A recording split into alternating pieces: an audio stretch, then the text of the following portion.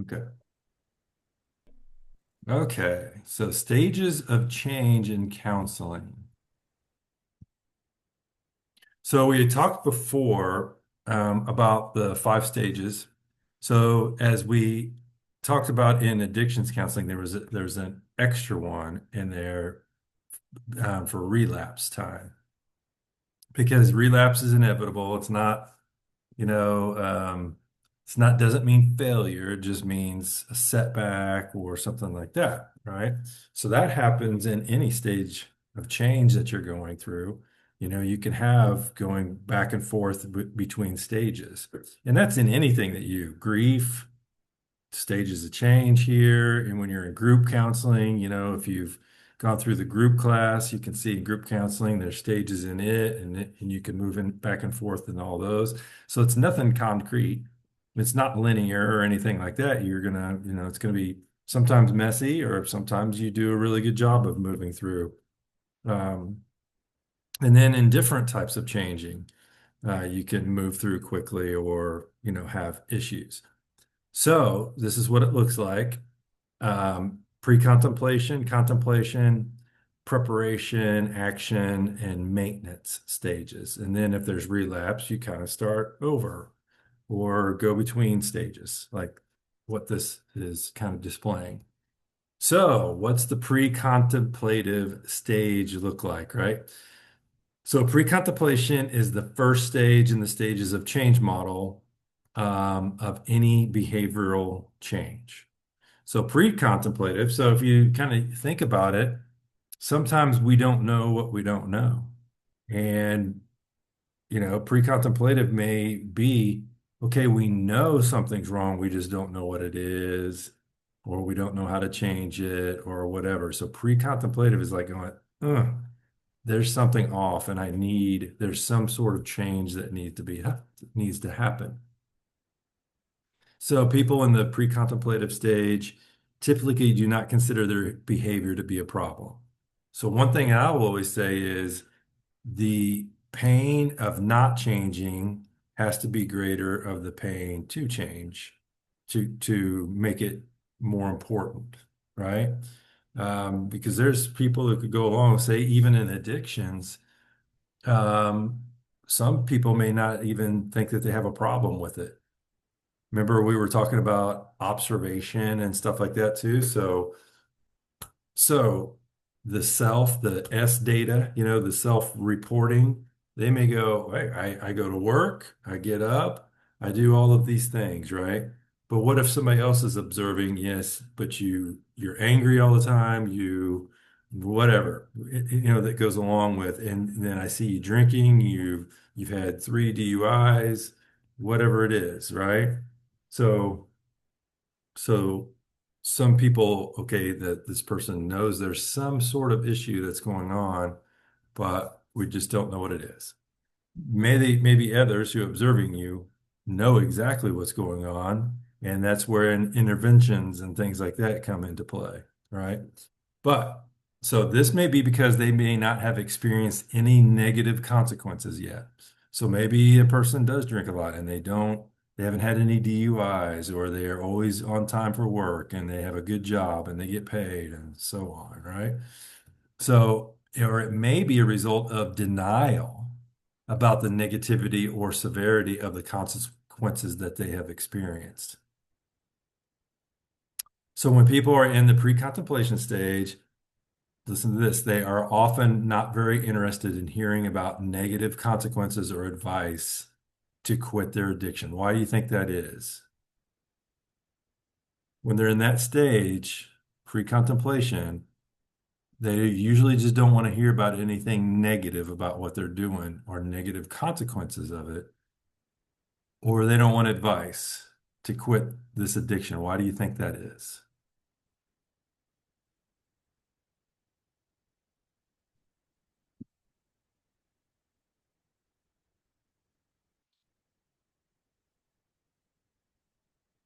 They might not care or fully believe it if they haven't experienced it yet. Like, yeah, that's what people say, but I've been doing this and nothing's wrong with it. So Yeah, clearly that's not the case. yeah, exactly.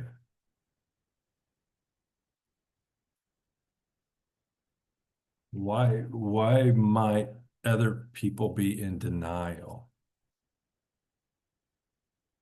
or don't want to take advice?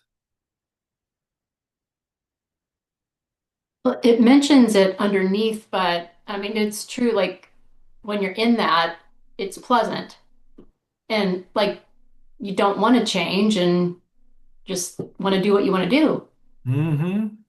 So, I mean, I think because of the lack of consequences without thinking that there's a problem.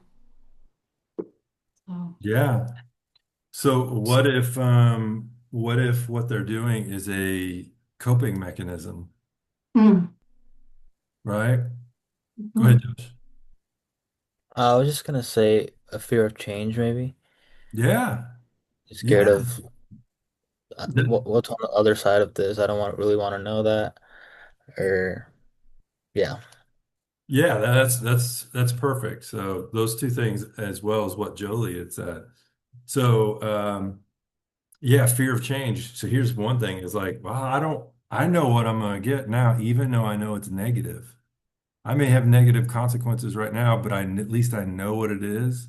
And fear of change on the other side is I don't know what's on the other side of this change. Do I have to be stronger? Do I have to be more capable? Do I have, because if I have this addiction or whatever it is, it may be something that gets me through, you know? So yeah, all of those things. Good job. Yeah, let's read that next part. People in this stage usually experience their addictive behavior as a positive or pleasant experience. Yeah. So what if somebody's like a person who they need a lot of social interaction? So where's one place that you can go for social interaction? It's a bar or something like that. So maybe they go to those things because they're getting a lot of attention and a lot of social interaction. And then, oh, by the way, they drink during that time. And so then they keep drinking, keep drinking, and starts becoming a problem. But they don't want to quit that social interaction, and that's the place where they go and get it. And there's a need being met for some reason. So that's the big part, right? So, however, negative consequences do eventually affect people engaging in these behaviors. So it's going to catch up to you, right? Your sin catches up to you, as pastors would say, right? These negative consequences can push the individual into the contemplation stage. So when something starts hurting, they go, okay, I know what it is. Now we've identified what the problem is. Now what do we do with that? So that's the contemplation stage. What do we do with it now that we've got it identified? Um, so so let's talk about this for a second before we get into contemplation. What are common signs that a client is in denial about their addiction or need of change? What are common signs?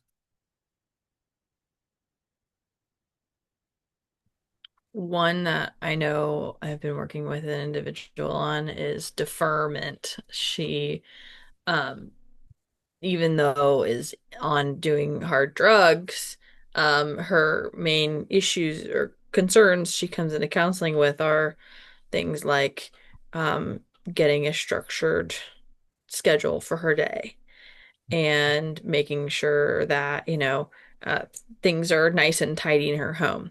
She kind of defers her attention as those are her main concerns in her life, exaggeration of those. And then it's like, okay, but you have this 800-pound gorilla that probably if you got that taken care of, we'd have a more structured day, Yeah.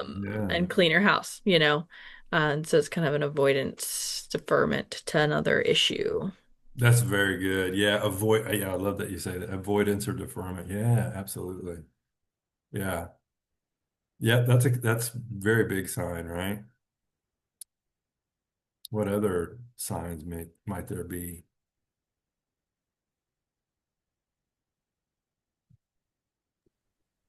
Maybe they're blaming others Mm. of themselves. Big one. That's a good one. Yeah, absolutely. Blaming others for their problems. Well, if you weren't this, then I wouldn't need to do this. Could be another one. Yep. or, not wanting to give up something, so they're in denial that there is a problem because they're getting a need met of some sort. Yep, that's good. Okay. What risks might occur if a counselor uses confrontation at this stage? So at the pre-contemplation stage and the counselor uses confrontation, what might happen? Anger and quitting counseling.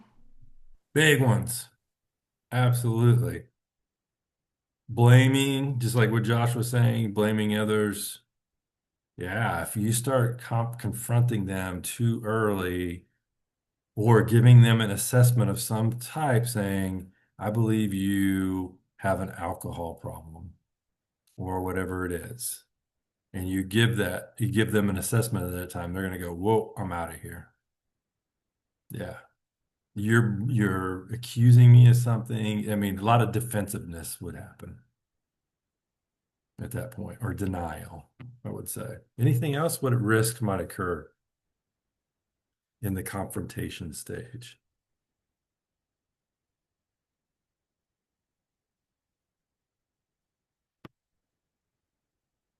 I think a big one, just like what you guys were saying, is they're just not going to do the work.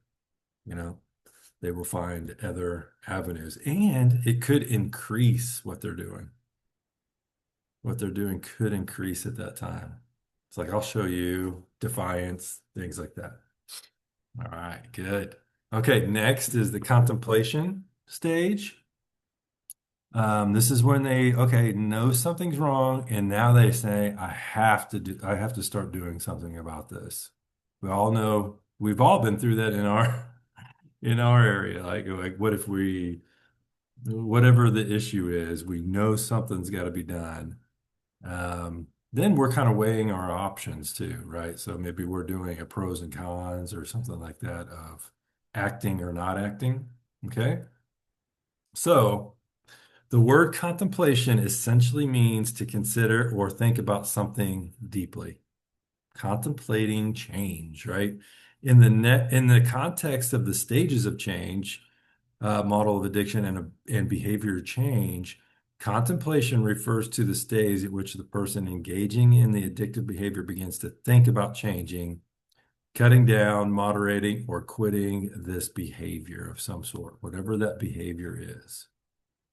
Okay.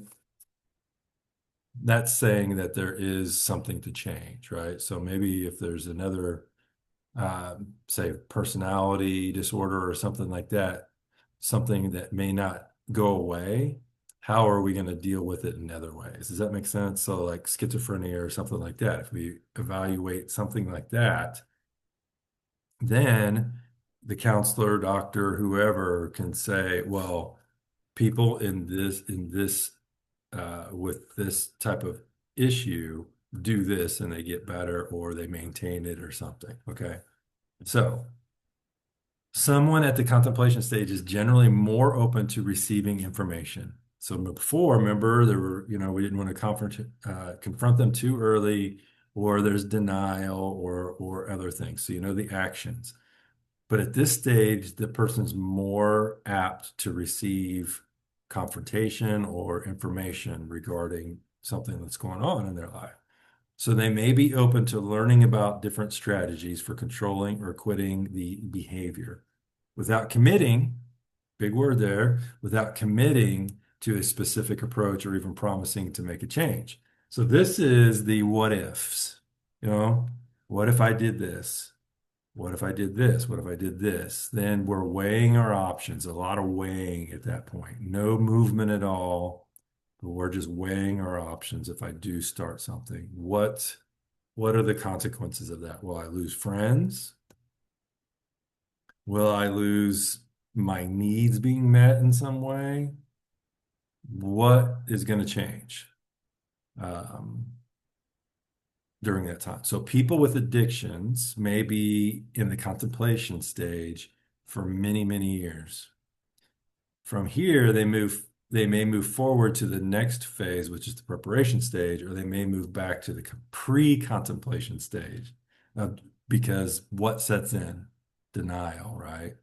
Denial sets in saying, you know what? I know I have this problem. It's just not that bad yet, or it's not bad enough, or it's not bad at all, whatever it is. So they move back into denial. Okay. Contemplators typically benefit from non-judgmental information giving and motivational approaches to encourage change. Rather than confrontation, they're looking at motivation. So there is a theory out there that uses motivational interviewing, really good for the stages of change. So motivational interviewing would be a great tool to use in this. It's got assessments, it's got all kinds of stuff in it, but a great tool to use, especially for addictions and things like that. Okay, so let's look at the next here. So contemplation stage, here's some questions. What are effective ways to help clients weigh the pros and cons of substance use without shaming them? You can substitute substance use with change, any type of change, right? That needs to be done. So what are some effective ways to weigh the pros and cons without shaming the individual?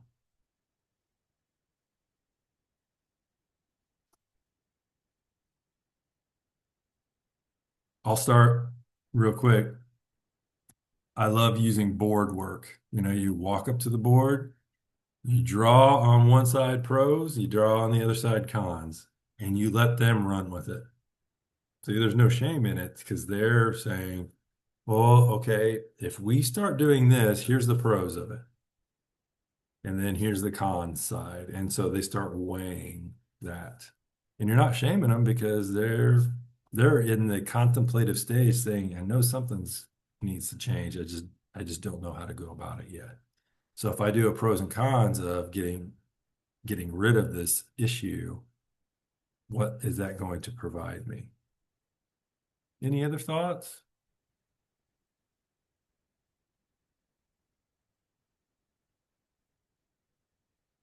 It's pretty much you just doing the pros and cons, right, with them. Okay. How can ambivalence be reframed as a positive and necessary step in the change process? This is a big one. Think about that for a second. How can ambivalence to the problem be reframed as a positive and necessary step in the change process?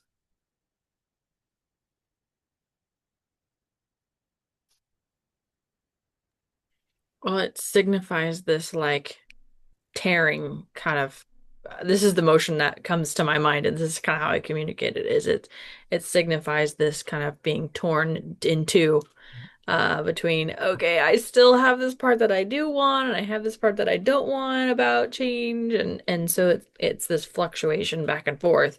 But instead of us just being here and being like perfectly fine with no change and nothing going wrong, this movement towards ambivalence puts us in this unknown ambiguity, and kind of flip-floppy before we hit into what it takes to move us towards change. Yes, that is so good. So just think of it this way.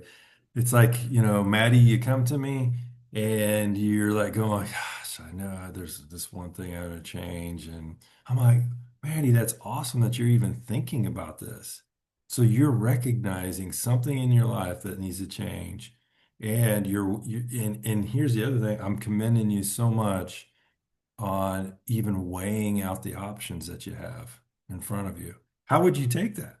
Wouldn't you take that in a way of, wow, here's somebody, you're building a therapeutic alliance with them here's somebody that cares about them, is encouraging all of these things, right? Yeah, ambivalence is not well, if you stay in that, it could be a bad thing, but it's not a bad thing, but it shows that you recognize something is out there. Yeah, very good. Any other thoughts?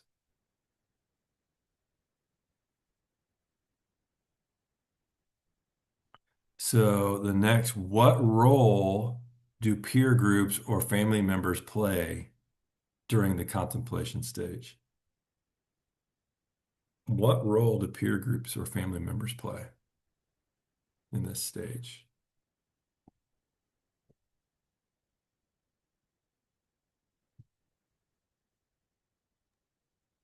supporting. I don't Yeah. know. Yeah. Yeah. That's huge. Yeah. Big support part of it. Yeah. What else? Because you're going to need that support. You're going to need community for all of this. Yeah. Here's one thing. So just think of you have a peer group. So peer means that maybe you're in a group of people going through the same thing as you. So what a peer group could provide is you're bouncing ideas off of them, or they could be saying, here's what I've done that's worked. Here's what I did that didn't work. And then they could provide encouragement. And family members, here's the thing, if they're just coming to you for change, uh, there's a small chance that that is going to take because they need because you're only with them 50 minutes a week and they're going to what are they going to do for the other 167 hours, right? That they're away from you. So there's there's that need for support. Any other thoughts? So really it's accountability, responsibility,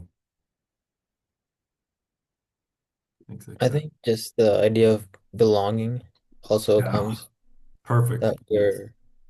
we're more likely to do something. I think we're more likely to face change when we feel like we're part of something bigger Yeah, and there's someone behind us pushing us to a result. that's so good. Yep, that's really good. This would be one place I think where AA and NA could come into play is just, having people there. I mean, all different stages of change. Um, Hmm. but, some of the people that have been around the block longer can encourage the ones who are in the pre-contemplative, contemplative stages. Very good, Jennifer. That's awesome. Yeah. Yeah. So that's what I would see is, somebody, okay, now I look at somebody else and like they've been through all the stuff that I'm going through right now and look where they're at. Yeah, that's modeling, right? So you've got people who could model in that arena. Good job. Really good. Okay. Preparation stage. So now we've gone through, identified what the issue is, know we need to change. Now we've made the decision to make that change. So see, if you really look at it, making a change happens just like that. It's that split second of making that choice. Now, if we stay with that choice, that's a different story. But it's just split second, and you made that choice, and that change can happen. So preparation stage is the next. So this stage of the stages of change, model means change model means a person has moved forward to planning and preparing for carrying out changes they learned about in the contemplation stage. With addictions and so on, thorough and thought out preparation can be important to success. So I don't know about you, but if I'm going to plan a major change in business, in my life, in whatever, I want to sit down and map it out. I want to, it's kind of like starting with the end in mind, right? So what do I want to look like? Say 5 years from now. What does Doug want to look like 5 years from now? And then, okay, I want this and this and I want this and this. Okay, how do I get there? What are the steps I have to take to get there? What if I want to get my doctorate or whatever, right?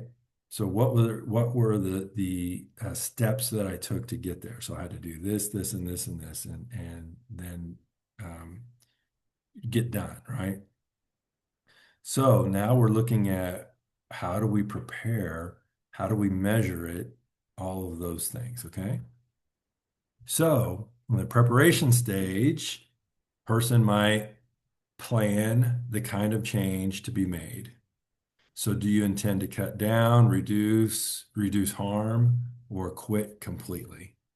So there are models, especially in substance abuse and all that stuff too, where people they don't have to quit, they just reduce. And here's another thing. What if we watched this video of a guy named Ryan who was 28 years old. He'd been drinking over 3 pints a day of vodka, right? And every day, okay? And it showed him what he looked like. So he goes to this place where he wants to, quit, and it's a medical facility and all that. So what they're saying is you cannot just quit drinking alcohol because of what it's done. And he said, if you do that, you die. If you just quit cold turkey as much as he had consumed. So you have to do it medically. So they had to do this whole plan. So even before he quit, they went in and said, okay, you've got to come in here for 30 to 90 days to start with. So you got to do that. Here's what your nutrition guide's going to be. Here's what you're going to do. You're going to do group work. You're going to do all of these things. Then when you're released, you're going to do this, this, and this. So it's not just planning when you're in this facility, it's planning when you're outside the facility. And who's going to be your support group and all of those things. During that time, what was cool about it was they did all of these assessments with him. They gave him, okay, this assessment saying if you do these things, and depending upon your answers, how successful you're going to be at this. So they want to know what they're up against when they take him in this medical facility. Okay, is he going to do the work? Okay, and that was an assessment. Another assessment was to go along with it was a medical assessment showing what the damage had been done to him after consuming this alcohol for over 10 years. So what they found was his liver was about gone, his pancreas was about gone, his gallbladder, all of this, he'd had heart problems, all of these things were happening to him. So now, not only do they have his mental health, they've got his physical health at risk. Okay. So they did assessment for all those things. So see what the importance of doing these things against his holistic care. Okay, determine how to make the change. For example, if you intend to cut down on cigarette smoking, how much should you reduce your smoking by? Um, there's this good, anybody seen Uncle Buck? The movie Uncle Buck? Jolie, you haven't? Oh, you gotta watch it. It's a good one. You haven't either, Maddie? Okay. How about you, Josh? Oh man, oh, do with you all. Okay, so you gotta watch the movie called Uncle Buck's, John Candy in it. Really good. So anyway, he's like sitting there, he's like going, I've got a 5-year plan to quit smoking. Smoking cigarettes, I'm gonna cut down on my cigarettes, then I'm gonna go to cigars, then I'm gonna go to uh, vaping, and then I'm going to go to chewing tobacco, and then I'm going to do this, right? So there's this 5-year plan that he's got of reduction. So he's not quitting, he's reducing, his nicotine intake and all that stuff too. So anyway, so what is your plan? Okay, you don't have to eliminate everything. We just have to reduce in some way and make changes in that way. Obtain necessary resources. For example, if you tend to use nicotine patches to stop smoking, you will need to research the most suitable type of patch. Discuss a suitable dose with your physician. Many people do not use strong enough patches and end up experiencing cravings. And then actually purchase supplies of those patches. So, see what they've done. Okay, I've got to stop smoking. So here's what I'm going to use. Here's the dosage that I'm going to use so I don't have cravings. And then I have to go out and buy it, purchase it, actually do it, and do my routine. Okay. So get rid of triggers. Triggers are reminders of your addiction that can cause cravings and make it hard to avoid addictive behaviors. Triggers could include ashtrays, lighters, for smoking, or pornography for somebody with a sexual addiction, letting go of these reminders can be difficult, but the process can harden your resolve to overcome your addiction. So what it's saying is, get rid of all the stuff that is going to be in your way of this change that you're doing. Put support in place. So we've talked about that. Really what it's talking about is having people in your life that you can be accountable to. Not only yourself, but others, right? Who's going to hold you accountable? Who's going to be there if you are, slipping up and so on. Okay. In the preparation stage, there may be many other preparations that need to be done in your specific circumstances, such as finding a clean, safe place to start your new life. If you need help from a counselor or social worker, this is the time to get it. So we may have to remove ourselves from the culture that we were in or the environment or even move if that's the case, right? But if we're moving or doing any of those other things, are we running? Are we avoiding? Or, some people move and then they think, hey, if I move, it'll be something different. But it's grass isn't always greener, right? On the other side. They may also be able to help you with other preparations. Once the necessary preparations have been made, a person is typically ready to move into the action stage. So, questions. What practical steps can a counselor take to help clients strengthen commitment to change? What are some steps that you can help somebody with that can help people take those steps and strengthen their commitment to this change? Think about assessments too, kind of from assessment direction. If I give them an assessment, it says, here you have this issue and you've done the assessment, it says you have this issue. And then on this side, we've got intervention tools that we can use. See where they go hand in hand. It's taking the counselor out of it. Counselor is the encourager and the one that holds them accountable and all those things. But here's some proven stuff. It's not me just saying it. Here's some proven stuff that is saying, if you do these things based upon the results of this assessment, if you do these things, this change will occur. So that should help strengthen their commitment for change. Any other thoughts?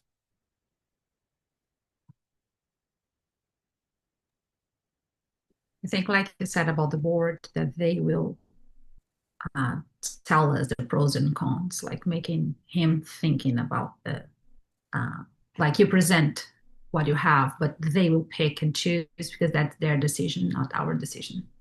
Yeah. Yeah, absolutely. I love that. I love it making it their idea too. So that does what? It helps them take responsibility for, hey, this was your idea. You know? Okay, how do goal setting and relapse prevention planning begin at this stage? At the preparation stage. Really, you're putting together a plan. If I mess up in any way, here's my system of what I'm going to do to, here's the person I'm going to call. Here's what I'm going to do. I'm going to read this book. I'm going to do whatever it is. I'm going to, that will help me make that change. How might counselors balance hope? This is a big one right here. How might counselors balance hope with realistic expectations? Because without hope,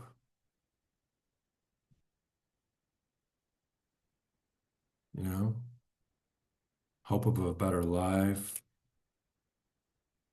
hope of a healthier life, whatever it is. Okay. Next stage, action stage. This is where they say the rubber meets the road, all of those good sayings, right? Action stage. Here's where we're putting all of this planning and everything into work. This is going to test. This is where the counselor, they've look what the counselor's done all the way up into this part. Has been a huge focus in their life. Still in the action stage they're going to be, but the action stage is them. And this is where mentally, physically, all of these things, they have to be prepared, right? Okay. The action stage is the focus for many people attempting to overcome change. Let's just put change in there. This is the stage at which real change of behavior starts happening. The action stage is typically stressful. But with good preparation, it can also be exciting time that gives way to new life, new options, you insert your answer here, right? So for many people, the action stage starts in a detox or treatment center. Here, trained professionals provide support through the early phase of discontinuing an addiction. So you got all this support around you until you get healthy enough to make that change for yourself, right? So for others, particularly those whose goals are around monitoring or controlling behavior, the action stage could be similar to normal life, but with greater restraint and perhaps a greater need for support and other ways of coping with stress. So remember we said that it's like, okay, if we when we're in the preparation stage, we need to put coping tools in place. We need to put accountability partners in place. We got to do all of these things. So how are we going to cope with the stress of the change? So depending on the goals you set in the contemplation stage and the plans you made in preparation stage, the action stage can occur in small, gradual steps, or it can be complete life change. So we don't have to eliminate everything, but we have to work towards something huge change. It may feel strange and even empty to be living life without your addiction. It takes time to get used to life without an addiction, even if your support and alternative ways of coping are good. We could have good coping skills, but there could be stuff that comes up that we're not prepared for. Triggers of some sort, something that we hadn't uncovered before, some trauma, right? So a lot of times when trauma happens, we disassociate. So then once you start getting healthier and maybe you're in counseling, do EMDR, whatever, some things may surface that you just really didn't know about. So identifying and developing effective ways of coping with stress are crucial in the action stage. This will allow you to effectively move on to the maintenance stage without experiencing the relapse stage. Okay? So think about this in your knowledge that you have now. So what are some modalities or interventions you would use with individuals in the action stage? So an example, somebody with addictions or whatever, DBT, which is mindfulness strategies. What would you put in place to help them? Somebody who's making a change. Or if you've been through a change yourself, what did you do in the action stage? Think about your own change that you've done.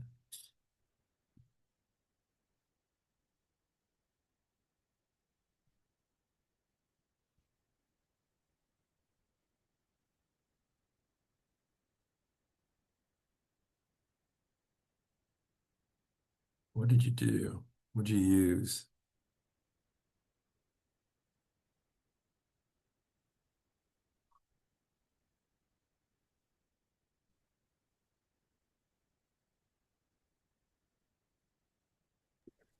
I think CBT would be. Yeah, I think just identifying like false beliefs, unhelpful thought patterns, or just reconstructioning of their thinking. absolutely. Yeah, those are great. Yeah, because there's the what are those cognitive distortions, right? They would call it the what ifs. What are we going to do if any of this stuff comes up? black and white thinking, generalization, right? Catastrophizing. Yeah, what do we do during that time? Good. Yeah, that's awesome.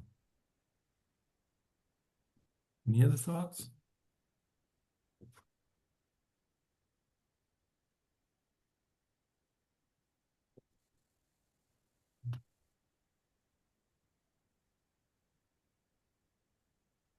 Okay, we're in the action stage.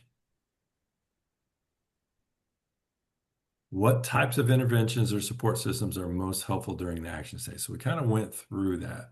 So, but if you add what type of support, it's what they need, right? So it's going to be different with every individual that comes in, what type of support that they can have. You may have people, what if, you're going through something and you're in a city that you don't know anybody and, you're on your own. So what am I going to do if I'm on my own during all this stuff? How can counselors help clients handle setbacks without them losing motivation? So when you're counseling somebody, and we don't, I know this is talking about addictions a lot, but just think about any type of change that anybody's going through. How can you help them handle setbacks? So it's really remembering how far you've come and so on. Josh, were you going to say something? Oh, okay. So it's really remembering how far you've come, what you've gone through, giving yourself encouragement, how, maybe when you're making these changes, maybe you celebrate, certain milestones and so on. Do those. Then how important and what role does accountability play in sustaining progress? So as you know, anything that you guys done, it's hard to do it alone. Anything alone, right? Because where do we get our motivation from? Internal motivation, um, in groups. Um, just think about in our church, we have a thing called regeneration, which is a 12-step program, and it's not just for addictions, it's for anything in your life that's an obstacle. And so that's one thing is, okay, who are we in the image of God? For one, being reminded of that too, as well. So that means our relationship with God has to be uh, keep building it, right? During that whole time. We'll just never be able to do this alone. And um, having that reliance on God and who He has made us and He has a direction for us, all of those things, just remembering those things um, can help sustain us. Any other thoughts? I know for addictions, having a sponsor is huge, Yeah. huge. Yes, absolutely. Somebody that you can call for encouragement if it's like somebody that's Yeah. been there. Yeah. Yeah, in the early days of like when I was young, I was addicted to alcohol. And so, like in my early days after treatment and everything, I remember I had a sponsor who was a believer. And so she was also discipling me. But I called her, I don't know how many times a day I called her at first. And, Yeah, really needed that. So I try to remember that when I'm working with people, just how needy I was in those early days. that's awesome. So what did that psychologically, what did she provide to you? Well, stability, she was non-judgmental. Hmm. Even when I ended up in detox again, she just sat with me and talked with me and didn't judge me, reminded me of who I was in Christ, and really just walked beside me. I mean, it's really made such a huge impact on the way I do ministry even now. It's just, sitting with people and you just walking with them where they're at. And it Yeah. just, we just need other people so desperately. Oh, absolutely. Because God didn't create us to not be in community. Exactly, right. Yeah, I love that. So glad you are where you are. So awesome. And I thank God for your sponsor that you had. They did a really good job. Me too. I stay in touch with her still. Oh, I love that. So. She's quite a bit older than me though, but she was hugely instrumental. Oh yeah, that's so good. Okay. You guys are doing awesome. Thank you. Okay, maintenance stage. This is suggesting that we have overcome everything, every obstacle, and now we're just sliding through, right? We're just going, and there's going to be no problems, right? No problems. None. Okay, maintenance stage, right? Here's the maintenance stage. The maintenance stage of the theoretical model of change is concerned with continuing to achieve the progress that began in the action stage.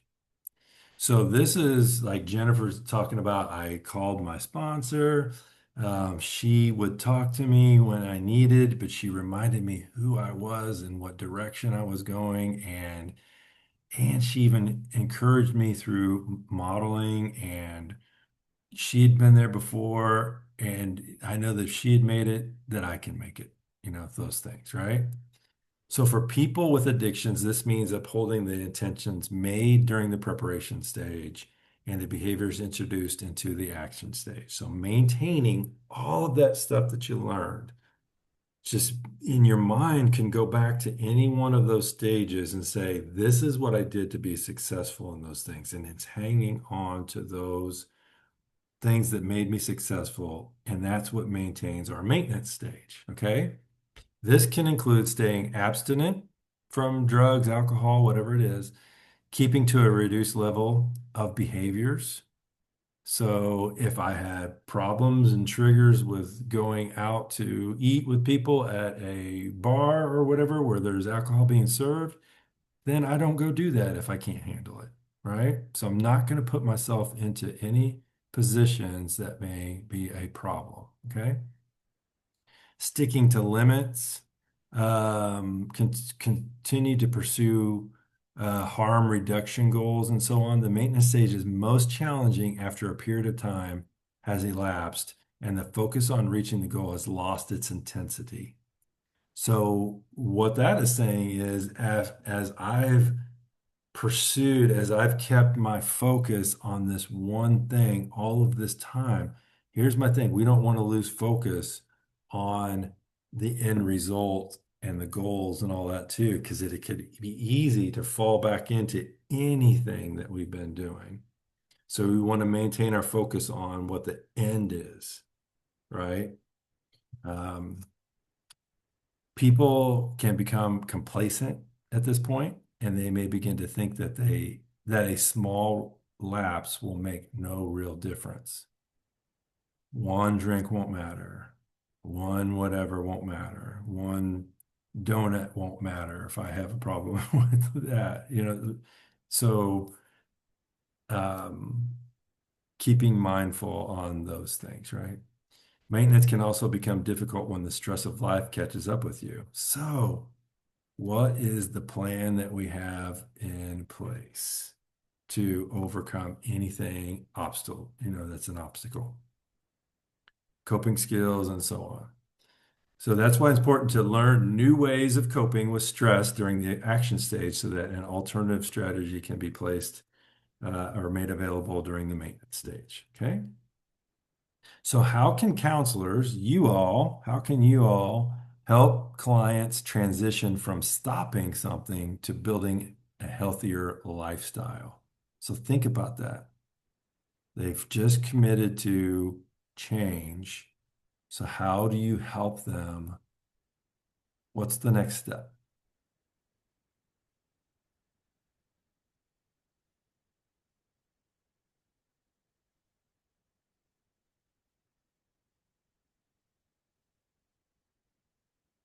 What's the next step after them stopping something and they're in maintenance?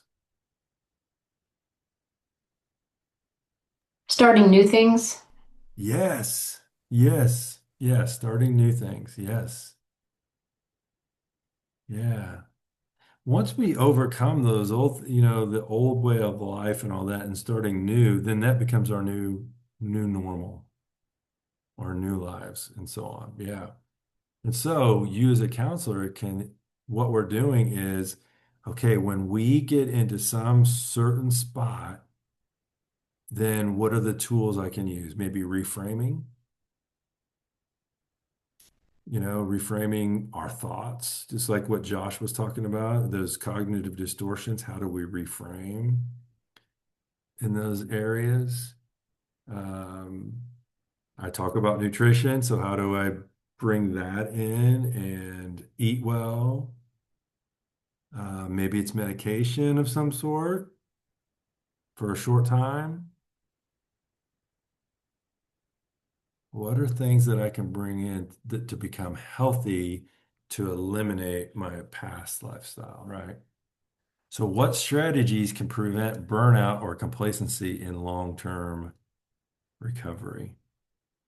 Self-care, a lot of self-care, right? So, you guys will learn or are learning self-care so that you can be counselors for the next however many years that you want to be counselors and not.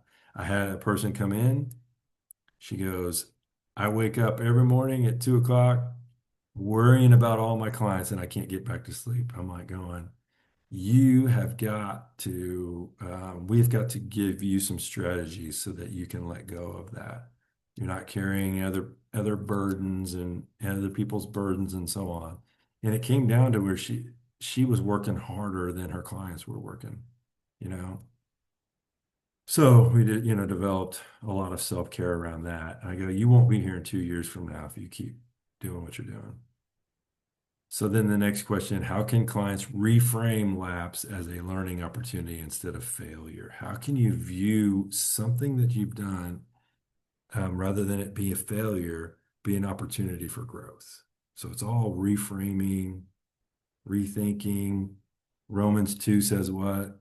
Transformation by the renewing of our what?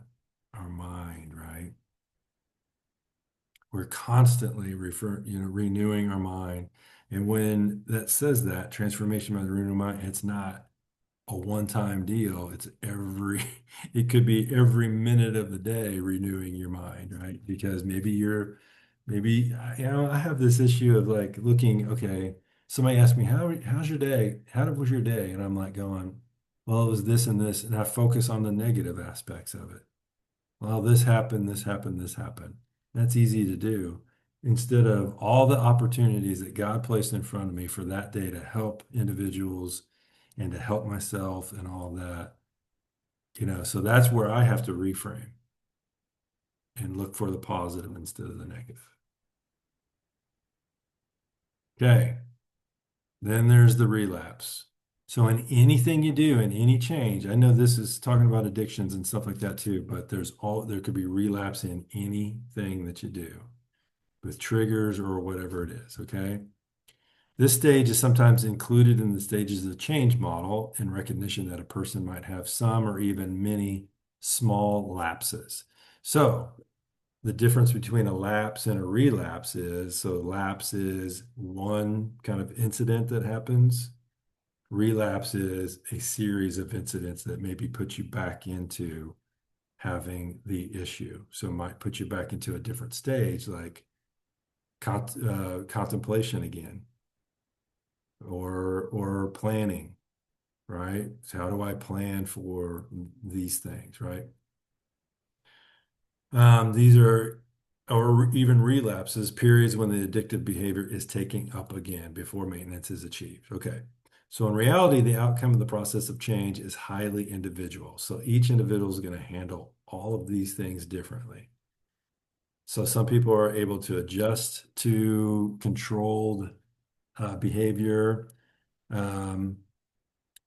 or some aren't going to be able to. For others, abstinence is the only way to keep their addiction under control. So some people may be able to partake in whatever, or some people won't be able to do that, and they have to quit everything and have a whole new lifestyle. Hopefully, that's what they choose anyway. So how about adolescence in this? So we talk about adults in this, but adolescents, this is so different. It's a whole different mindset when you're working with them. Maddie works with a lot of them. And so this is a whole different mindset. So let's look at the developmental stage of developing this stuff, right? So adolescents, they're still developing their identity. So think about when you're doing any type of assessments with them or need change or whatever it is, okay? You're dealing with a whole different animal than you are okay, you can think of adult, fully developed brain, all of those things, identity, coping skills, whether they're good or bad coping skills, they have them, right? So now you're working with an adolescent that doesn't have all of those things and they're fresh and new into these things. Okay. They're still developing identity, autonomy, and emotional regulation. So we have to take all of that into consideration. They may see substance use as a part of pure identity or experimentation rather than a problem. So they want to do what? They want to fit in, right?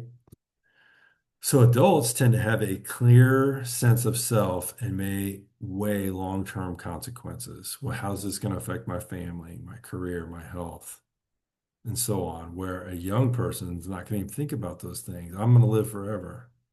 Okay. So how do we adapt to that? So with teens, counselors may focus more on short-term, tangible consequences.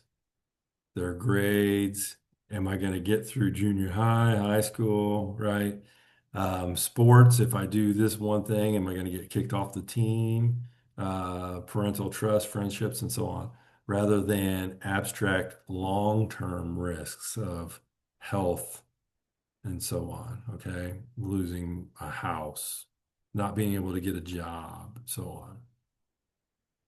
So motivation sources. Motivation is often in extrinsic, parent pressure, school rules, legal consequences. So the rules are their guardrails. Adults are more intrinsic, like personal health, relationship, career goals, and so on. How do we adapt with that? Counselors may use motivational interviewing. That's what we talked about earlier. Such a good tool to use in this area to help teens move from external to internal motivation by linking behavior change to their personal values. Freedom, independence, social belonging, and so on. Then so on with family and peer pressure. Adolescents are strongly influenced by peers and family systems. Strongly influenced, okay? Where adults are more likely to have control over social circles and lifestyle. So the adaptation would be include family therapy, peer support, or school-based interventions with adolescents. For adults, focus on rebuilding or strengthening chosen support networks. So who do they have in their community? That's where regeneration, counseling, things like that at church are so important in this so that people have community.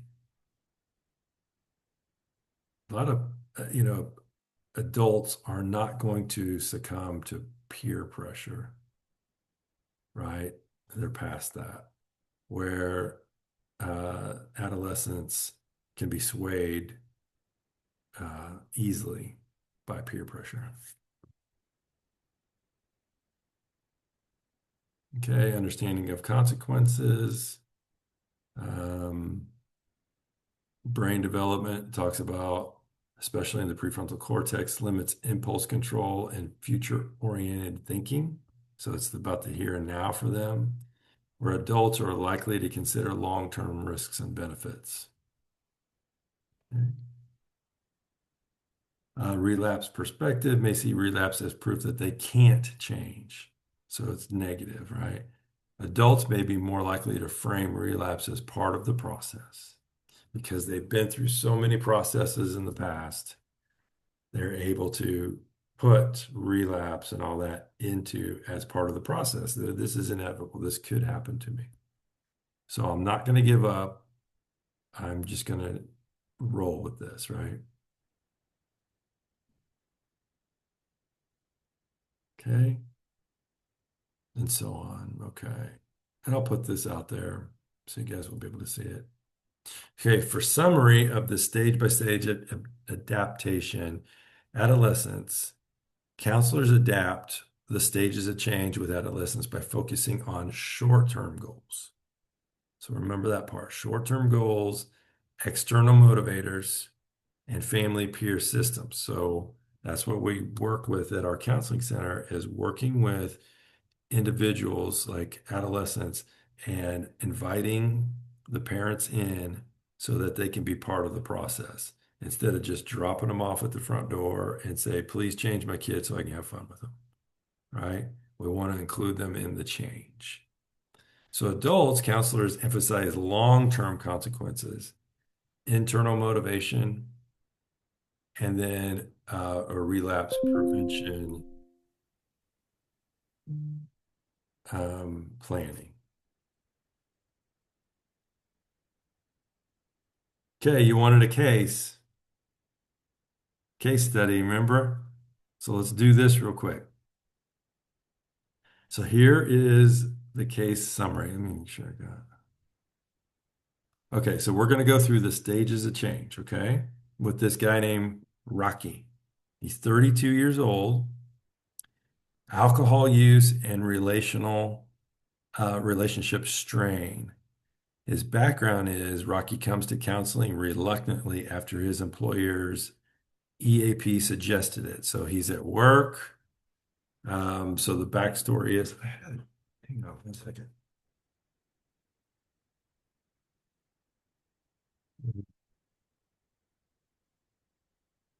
I have the story. So he's at work. His boss is noticing his work is declining. Um, he's late, periodically late. Then he goes home, and his wife is saying that he yells a lot at the kids and at her. He isolates himself. Um, she has stated that his drinking has gone from uh, 2 beers a day to six now or more. Okay, so he's got these issues. So now the employer is noticing that, hey, there's a problem. And now you are the counselor. How are we going to help Rocky through all of these stages? Okay. He's 32 years old and he's coming to you for counseling um, with a drinking issue. Okay. So in our assessment we're doing, you can ask questions. So you're doing the intake, and one of the questions you're going to ask is, do you drink? How much? Whatever. And so you're really going to notice, we're going to want to notice in the pre-contemplation stage, he's probably going to say, I drink 2 beers a day when it's usually 6 or 8. So I remember going to a doctor. The doctor said, it's funny because I asked about these things, and the doctor said, whenever somebody comes to me and we feel that there's a problem or whatever, or they think that there's a problem, or I see in their workup, their blood workup and all that stuff, something that may be related to alcohol or whatever, if they say that they drink 2 beers a day, we times that by three or four. Right? Yeah. So, because then they go, okay, I guess they say drinks. So, how many drinks do you do a day? Oh, I do too. Okay, well, how big are those? They could be like that, right? So it's all relative. Okay, so now you know the backstory. So let's just go through this kind of quick. This is Rocky. So Rocky comes into you and he says, I don't have a problem. Everyone I know drinks. So his behavior is he drinks daily but denies it's affecting his job or his health. Remember, he's coming to you because his employer notices a problem and saying, you better go get help. So the counselor's goal is this: raise awareness, gently challenge denial, and then build rapport. Okay? So here's some questions for you. How can the counselor avoid confrontation but still help Rocky reflect? What would you do in this case?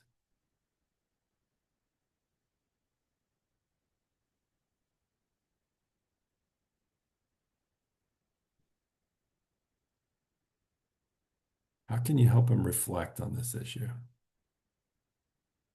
What questions you would ask him? We'll even include the second one. What open-ended questions might uncover ambivalence? I think I would want to work through the resistance first by just kind of asking him, like, hey, so you say you don't have a problem. Everyone knows you drink. You still came here on the recommendation of your EAP program. Can you help me understand how those two things make sense? You know, I don't know if I would say it exactly like that, but I essentially like it's still kind of a challenge. It's a little bit confrontational, but not really. It's just like, I'm just gathering information, just trying to Mhm. understand the context of the situation. So you don't necessarily think you need to be here, which is fine, but you're Yeah, still here on the recommendation of the program. Can you help me kind of understand that a little bit? I like. Well, my wife says, what do you mean your wife says? Yeah, there you go. Yes, absolutely.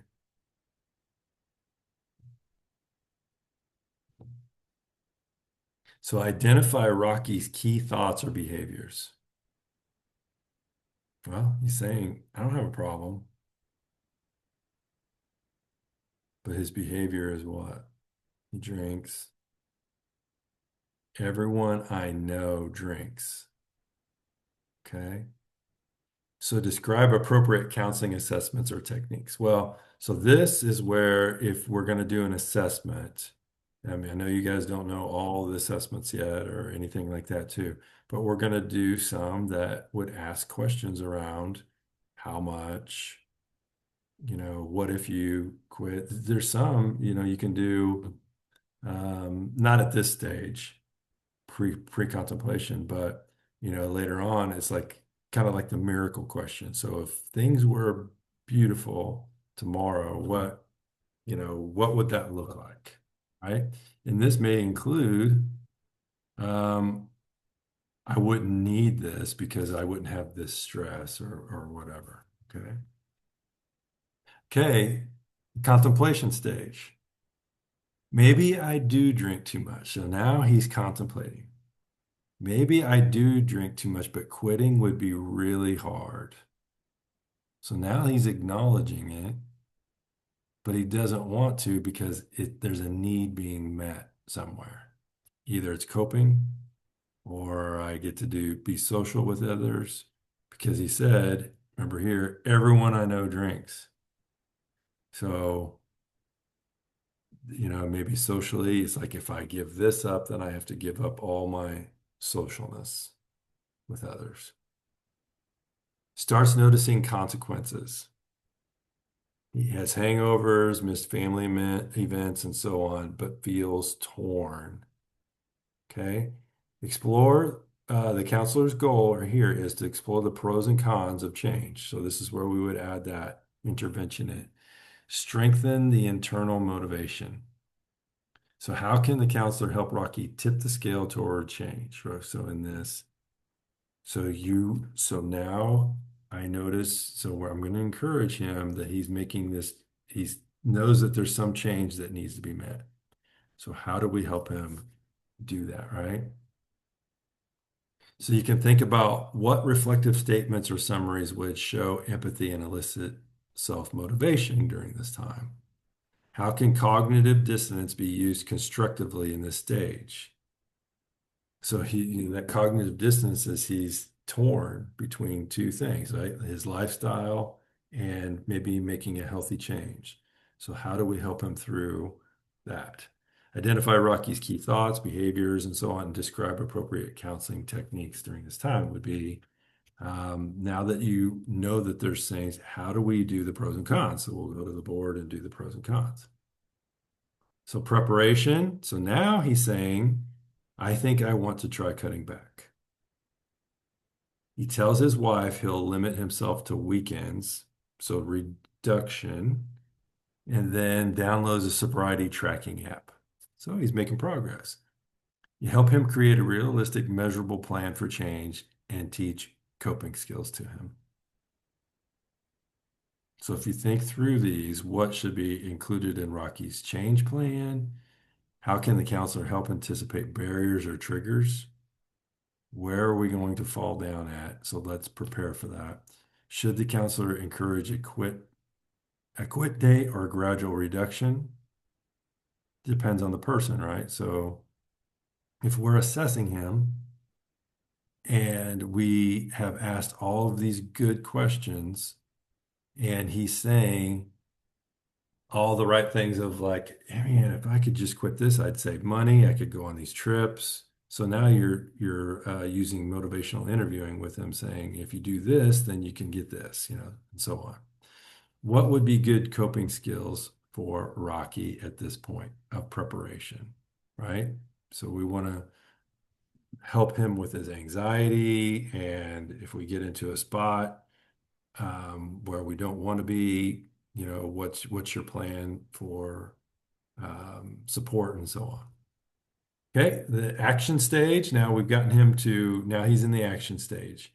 I've been sober for 2 weeks. It's harder than I thought. He attends weekly counseling in an online recovery group, feels more energy but struggles with stress. Um, and then counselor goal. Your goal with him is reinforce success, continue to teach coping skills, and provide relapse prevention strategies. Okay. And then last, um, I can't imagine going back to how I was. So now he's in the maintenance stage and everything, you've gone all this whole trip with him, and now he's at the maintenance stage where he's like, he's done. So now we're looking forward. 6 months sober, now coaches his son's baseball team and occasionally experiences cravings. So we want to help him with those cravings for one, but we also want to reinforce and encourage him of how far he's come, right? Strengthen long-term recovery identity, manage occasional lapses, and reinforce community support. Okay, last thing. Where do you think most clients get stuck in the stages of change? What would you say? After going through this with Rocky, where do you think they get stuck the most? Kind of depends on the person, doesn't it? Yeah, Erica, go ahead. Maybe pre-contemplation, Yeah, could be. because it's like still trying to get there and be aware of your problem. Denial, right? Denial, yeah. Absolutely. I think, through all of these stages, you could get stuck in any of them, right? I think it really depends on the person and their motivation, etc. How can counselors help clients transition more effectively between stages? So I'll say this, it's recognizing when they're at certain stages, right? Oh, you're just on the cusp and there's this ceiling and you're right up against that ceiling and we need a breakthrough. So one thing I always say is like, sometimes you're going to have a breakdown before you have a breakthrough, right? So you could get to the end of that stage and you know what the next step is to get to the next one, and you may have a breakdown or a relapse or a lapse or something.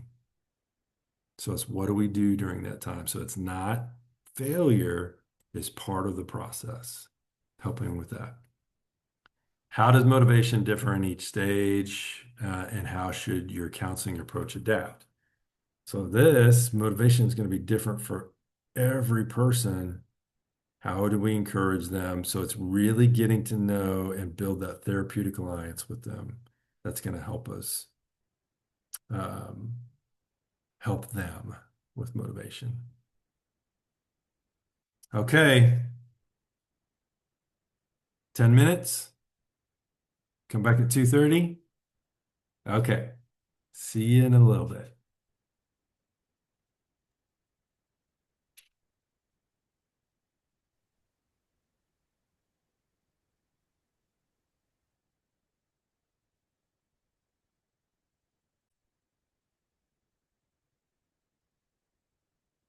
Okay, let me bring up the next chapter here. No, this word. There we go. So what I did figure out just a second ago is, so I've purchased YouTube Premium, but then when I put the whatever I've chosen on YouTube into the PowerPoint presentation, it doesn't use the premium part. So that's why all the ads. So I went back and found this one that I wanted to show here in a little bit and found it without ads. So hopefully we'll be able to enjoy it a little bit better without having, I don't know about you, I didn't like the Wix commercials. So, okay.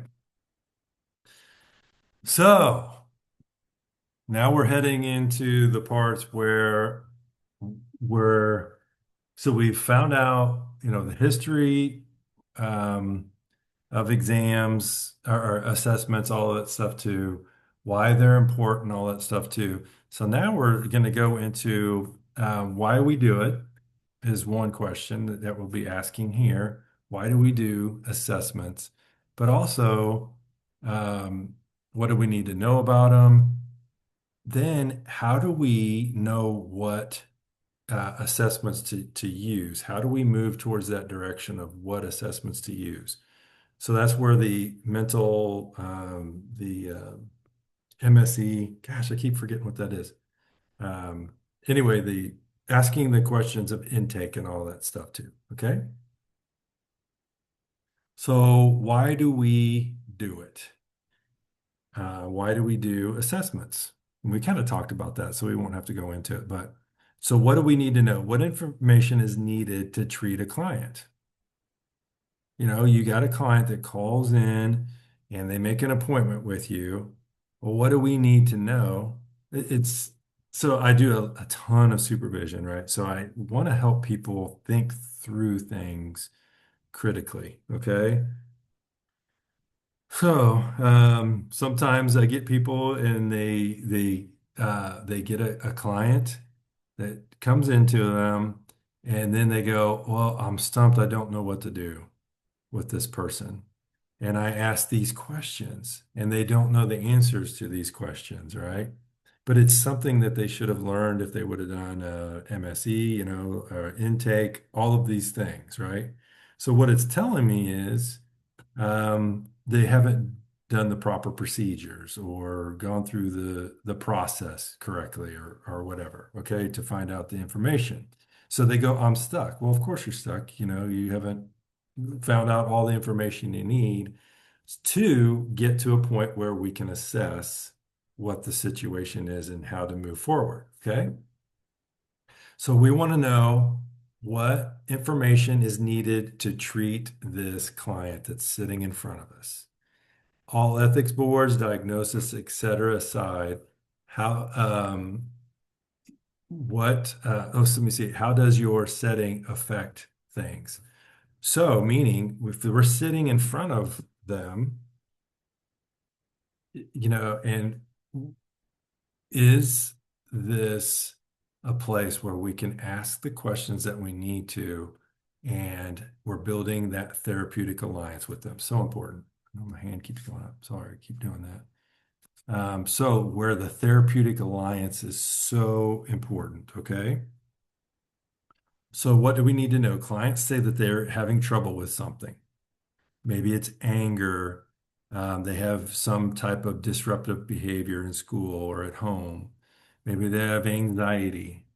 Maybe they're feeling depressed. Maybe they're not communicating well with others, or they have an addiction or other things. So as individuals, what types of other things have you seen that people may be struggling with? Erica, I know you talk about autism. So you see people, outside of even your family that struggle with that, I'm sure. Yeah. You guys have talked about some other things that you've. Go ahead, Erica.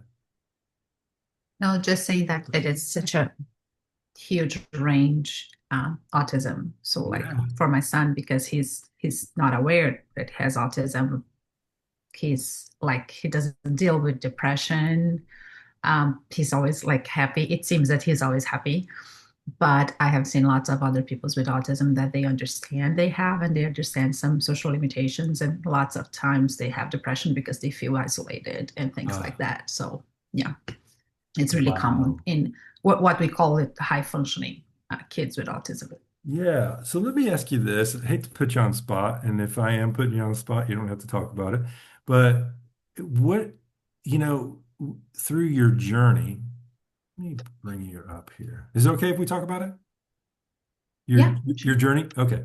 Let me stop sharing real quick. We'll get back to it.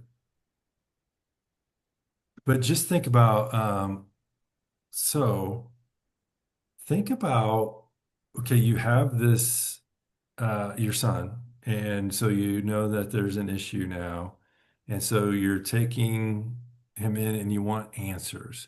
So tell us, just I mean, you don't have to go into long or everything, but what was the process from going in and knowing something? So if you're talking about the stages of change, you see something now, we're getting, you're going through the stages of finding out what the issue is, and then you're going to move into how do we help. What were some of the assessments that you did? And then how did you assess through the assessments, if you will?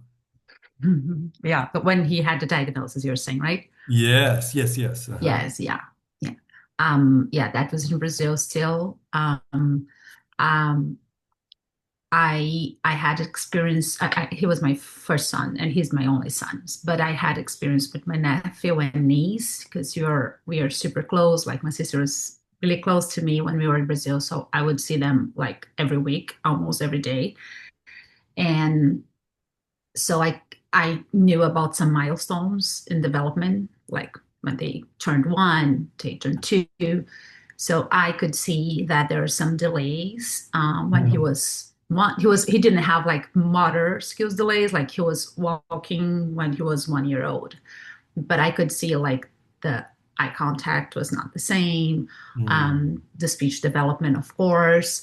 What caught most my attention was like when kids are, I don't know, around one, probably they start walking toddlers, and they kind of started defying us, like they see an outlet and they would try to put their finger, and then you look to mom and dad, it's like what's Yeah, going to happen, and then you say no, and they keep trying, like what is going to happen if you say no to me.